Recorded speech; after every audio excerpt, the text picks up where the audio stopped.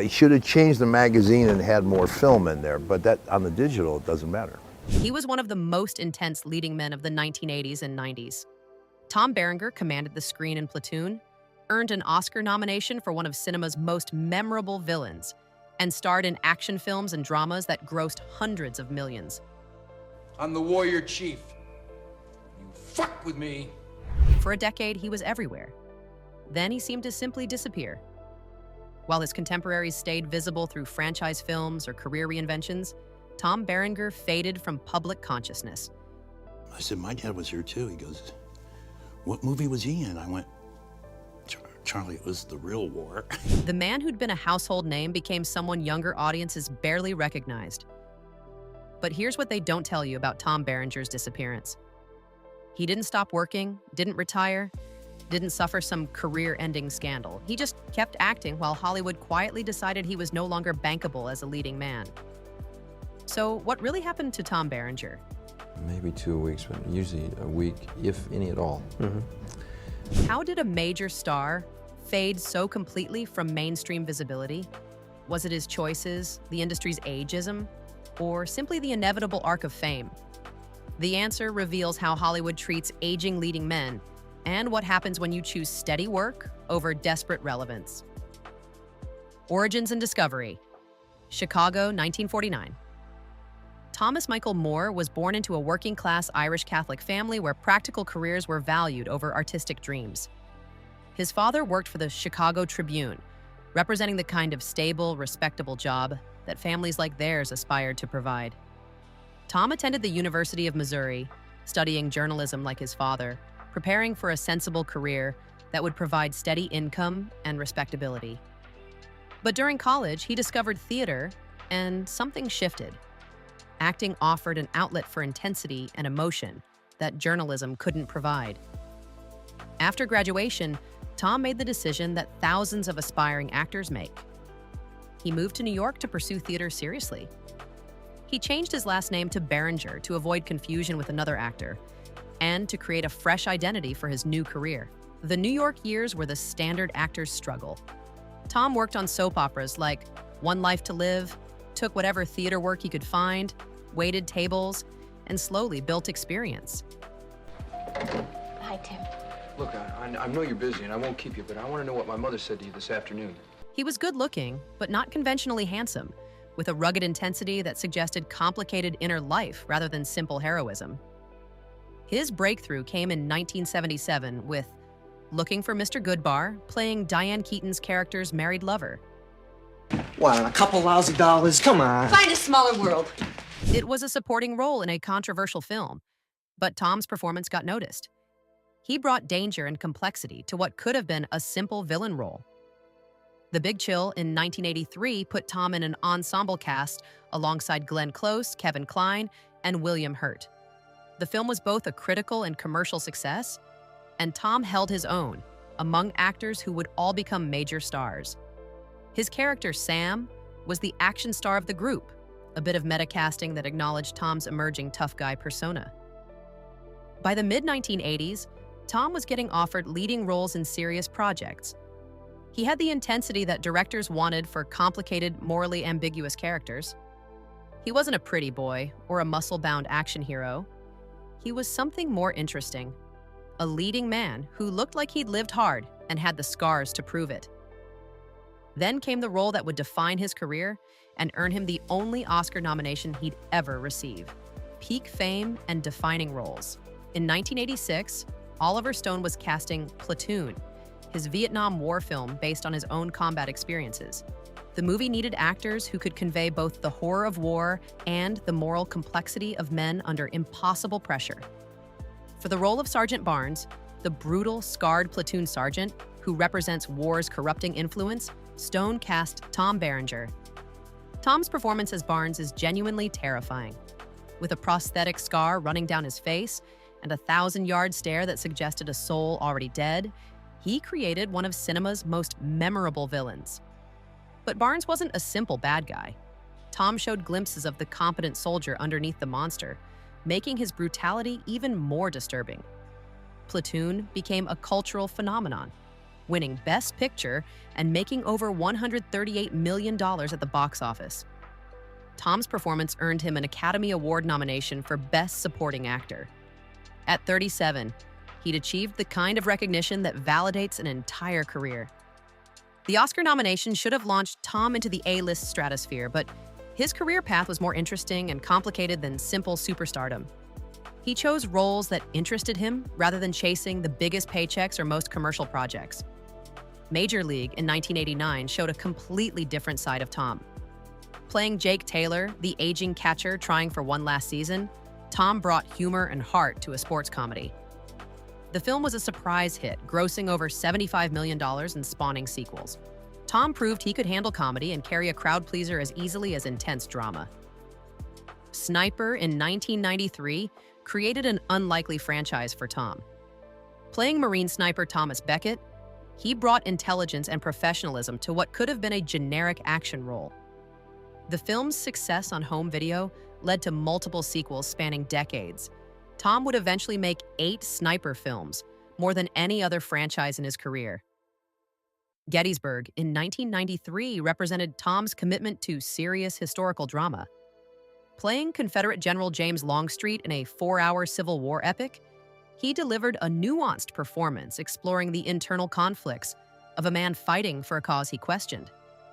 The film didn't achieve huge box office but earned critical respect and remains a favorite among history enthusiasts. Throughout the 1990s, Tom worked constantly. He was earning millions per film, appearing in both theatrical releases and increasingly in direct-to-video productions. He played cops, soldiers, tough guys, and occasional romantic leads. He was a reliable leading man who could open action films and add credibility to ensemble dramas. But the industry was changing. The late 90s and early 2000s brought a new generation of action stars.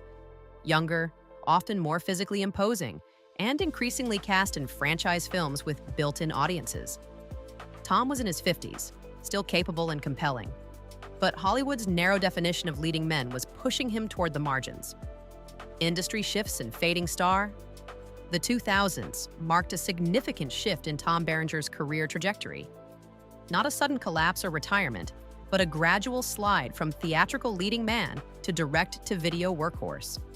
For actors of his generation, this transition was almost inevitable. Hollywood's obsession with youth and franchises left little room for aging action stars without superhero suits. Tom's filmography from this era tells the story. Titles like Training Day, True Blue, Breaking Point. Films that went straight to DVD and played on cable channels rather than multiplexes. These weren't vanity projects or desperate attempts to stay relevant. They were professional work that paid well and kept Tom employed in the craft he'd spent decades perfecting. The direct-to-video market of the 2000s became a strange limbo for 80s and 90s stars. Steven Seagal, Wesley Snipes, Cuba Gooding Jr., and many others found themselves in the same space. Former A-listers now headlining productions with budgets a fraction of their earlier films. It wasn't quite failure, but it certainly wasn't success as Hollywood traditionally defined it. Tom's response to this transition was notably graceful. He didn't publicly complain about ageism or bemoan the changing industry. He simply kept working, treating each project professionally, whether it was destined for theaters or store shelves. This work ethic and lack of bitterness distinguished him from peers who grew bitter or stopped working entirely. His personal life also reflected different priorities than typical Hollywood stars. Tom had been married 4 times and had 6 children. Unlike celebrities who maintained mansions in Los Angeles and attended every industry event, Tom lived in South Carolina and later New Mexico, far from the entertainment industry's power centers. This geographical distance was both cause and effect of his fading visibility. Living outside LA meant fewer chance encounters with casting directors, fewer networking opportunities, less presence in the industry's collective consciousness. But it also meant privacy, stability for his family, and escape from the constant pressure to maintain celebrity. Television offered Tom occasional higher-profile opportunities. His role in the miniseries Hatfields and McCoys in 2012 reminded audiences of his talent and earned him an Emmy nomination. The Western epic was a ratings success, and Tom's performance as Jim Vance was praised for bringing depth to what could have been a stock character. The Training Day TV series in 2017 gave Tom a recurring role as Deputy Chief Joy Lockhart, showing he could still command screen presence in quality productions. But these were supporting roles, character work rather than leading man parts. The industry's treatment of aging male actors is complicated and often hypocritical. While some actors transition into distinguished elder statesman roles, think Robert De Niro or Al Pacino, others simply fade from the A-list without clear explanation. Tom fell into the latter category, despite talent comparable to peers who maintained higher visibility. Part of the challenge was Tom's specific brand. He'd been the intense, complicated tough guy, not quite action hero, not quite romantic lead. As he aged, the roles that fit his persona became scarcer. Hollywood writes relatively few parts for men in their 60s and 70s who aren't specifically character actors or comedy elders. Tom's career also suffered from the decline of mid-budget films. The industry increasingly focused on either huge franchise tentpoles or tiny independent films with little middle ground. Tom had thrived in that middle space, the $20 to $40 million dramas and action films that studios stopped making as they chased bigger returns. But throughout all these changes, Tom kept working. His IMDb page shows consistent activity through the 2000s, 2010s, and into the 2020s. These weren't always prestigious projects, but they were work. For a professional actor, staying employed in your craft is its own kind of success. Closing resolution. So what really happened to Tom Berenger? Hollywood moved on, and he chose steady work over desperate relevance. The truth is, Tom's story isn't tragic or even particularly unusual. It's the normal arc for most leading men who don't become franchise stars or pivot into producing. The industry decides you're no longer bankable at the top level. Opportunities shift to smaller productions, and you either adapt or retire. Tom adapted without complaint. He took the direct-to-video work, the TV guest spots, the independent films. He treated each project professionally, brought the same intensity to low-budget thrillers that he'd brought to Oscar-nominated performances. That work ethic deserves respect, even if it doesn't generate headlines. His legacy is secure. Platoon alone ensures Tom Berenger's place in film history. Sergeant Barnes remains one of cinema's most memorable villains, a performance that captures both the horror of war and the complexity of men under impossible pressure. That role will be studied and celebrated long after most of his direct-to-video output is forgotten. Sniper franchise gave action fans a character they could follow for decades. The fact that Tom kept returning to Thomas Beckett across 8 films shows commitment to character and audience that goes beyond just collecting paychecks.